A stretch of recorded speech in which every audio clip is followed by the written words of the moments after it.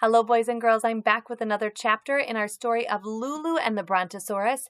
Last we left her, she had escaped from the Brontosaurus who wanted her to be his pet, but she was feeling kind of bad for him. So I'm going to go back just a little bit into our last chapter, chapter number 11, and let's remember what was happening. Here we go. Come back, little pet. His voice grew even softer, and soon she could not hear his voice anymore. Since Lulu could not hear his voice anymore, she stopped running and started walking. She tromped through the forest in silence, heading for home. But she wasn't swinging her suitcase, and she wasn't singing her song. And although she very much wanted to see her mom and dad again, and she very much wanted not to be a pet, she felt kind of bad about the Brontosaurus. And so do I, because even though I'm the person writing the story, I don't like leaving him all alone, sadly calling, "Come back, little pet, come back." Chapter 12. But then, after maybe an hour, Lulu suddenly heard a different voice, a not-so-friendly voice, saying, "Hold it right there." And standing up on his two hind legs and blocking her path through the forest stood the black bear she had stomped on yesterday. "You hold it right there," said Lulu. "And please," there was that P word again, "don't keep shaking your clawy paws at me. If I have to stomp you, I'll stomp you. But I'd really rather not stomp you. I'd rather—" She opened her suitcase and took out a jar of golden honey. "Give you this, if you'll please get out of my way." What's going on with Lulu? She'd rather not stomp him? The bear took the jar of honey, opened the top, dipped in his paw, and slurpily licked it, mumbling something that sort of sounded like, "Thank you." Dipping and licking and slurping, he hurried out of Lulu's path, and she continued tromping through the forest. Until another familiar, another not-too-friendly voice said, "This time I'm eating you before you bonk me."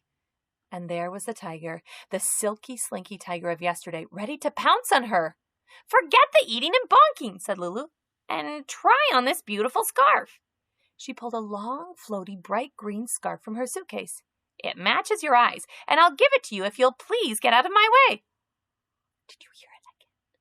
And the tiger happily, wrapping the eye-matching scarf around her black and orange striped neck, growled something that sounded like, "Thank you," and slunk away.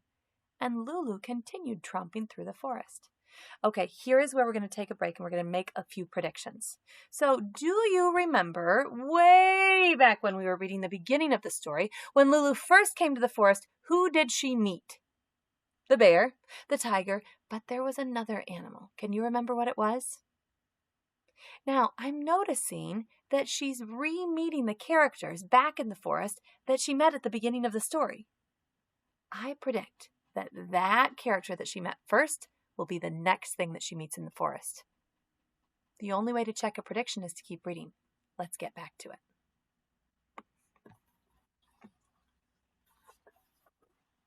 Oh, did you remember? Until, well, what do you think she met next? A wolf? A giraffe? A lion? Don't be ridiculous. Of course she met, what else? The snake, who was hissing an even nastier hiss than he'd hissed the day before, and warning her, "This time I'll be the tighter squeezer." Lulu, looking disgusted, told him, "Nobody's squeezing anybody. All I'm doing is getting home today."